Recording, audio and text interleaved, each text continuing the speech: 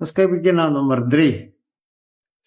Ek het in een van die video's gesê dat hulle het baie goeie maniere. So wanneer ek en 'n ou nou staan en gesels, ons praat nou met mekaar, dan gaan hy kom en hy gaan hier tussendeur druk, hy of sy.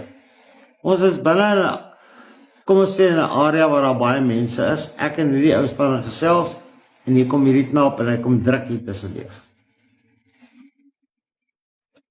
Jy wil nogal dink dat dit 'n ongeskikte beweging wat hierdie ou nou doen, dis uittartend, uitlokkend. Waarvoor doen hy dit? Goeie maniere. Hulle kan sien, julle twee is ernstig besig om te gesels en moontlik oor goed wat nie op hom van toepassing is nie. Hy kom druk hierdeur om vir jou te sê,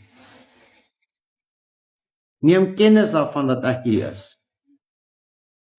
So gebeur dit dat twee boere in 'n kroeg staan en ernstig gesels en 'n swart vrou kom en sy kom druk hier tussendeur. Hier is daar een ou wip sy gat. En dit het nou 'n soort van 'n ernstige saak geword. Maar die meisie wat daar deurgedruk het, was die president Thabo Mbeki se dogter. En sy was goed genoeg vir die boer om die hofsaak nie deur te vat nie. Maar omdat die boer nie verstaan het hoekom sy hier deurdruk nie, het 'n geweldige wrywing veroorsaak en amper 'n groot ongeluk. En amper was hy boer in die tronk. Praat is van goeie maniere.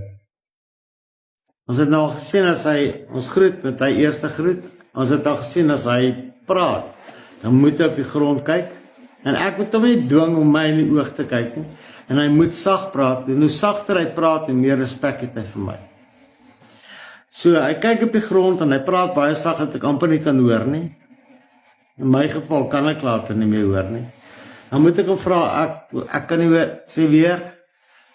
Maar ek dwing hom nie om my stemtoon te kom nie, want dan dwing ek hom om nie vir my respek te hê nie. Daai twee gebare is vir my baie goed, want dit wys vir my dat hy vir my respek het.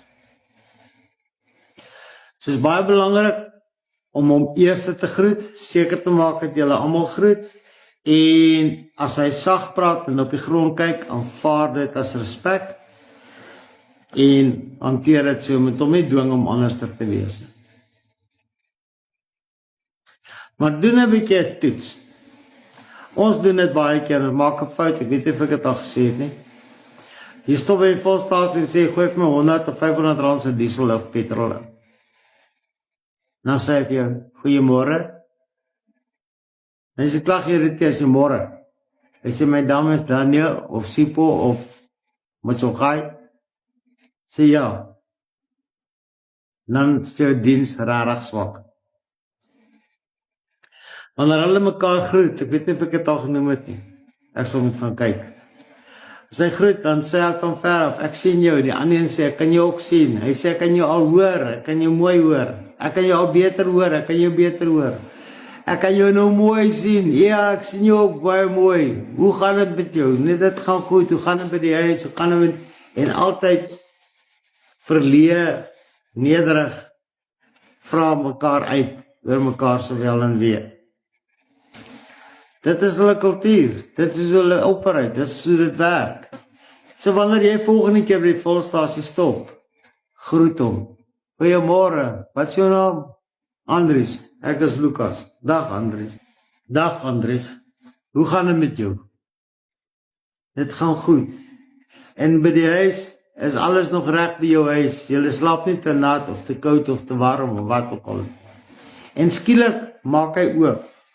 En skielik sê hy nie meer vir jou, die Lukas nie, hy sê vir jou oom, of oom Lukie, of hy sal vir my sê, meneer, of soms partykeer nog op baas op. Hang af waar ek in die land is, maar daar is onmiddellike wederwysige respek. En die oomblik wanneer ek daai wederwysige respek het, kry ek 'n diens wat skrik vir niks. Ek stap eendag by, onthou hulle praat hard. Ons is so siekies poep hier so in rye, en hulle gesels kliphard, want hulle is luidrigtig. Ons is ook eintlik luidrigtig volgens wêreldstandaarde, maar hulle is nog meer luidrigtig as ons. So 'n land ek eendag in Zambië, en dit is warm, in Lusaka. En die vliegtuigse mens, ek seel agter in die ry, toe ek in die gebou inkom, en dit is warm. En toe ek instap, sê ek, Marag, al die goeie mense, hoekom is dit so warm in Zambië? En nou bars hulle almal uit van die lag, die amptenare wat daar werk, en die sekuriteitspersoneel sê, my brother, en hulle kom haal my aan die arm, hulle vat my reg deur. Ek het eintlik sleg gevoel, want al die ander mense moes nog in die tou staan, hulle druk my reg uit deur vorentoe uit. Jy kan in Afrika, enige plek, met enige swarte, openhartig beginne praat, asof jy hom al jare ken. En doen dit. Dit werk, dit is lekker. Jy kan met enige gesels. Oefen dit 'n bietjie. Oefen 'n bietjie om meer respek te wys by die volstasies. Oefen 'n bietjie om 'n bietjie uit te vra oor die volstasie. Toon 'n bietjie empatie en simpatie. Dit gaan 'n groot verskil in jou lewe maak.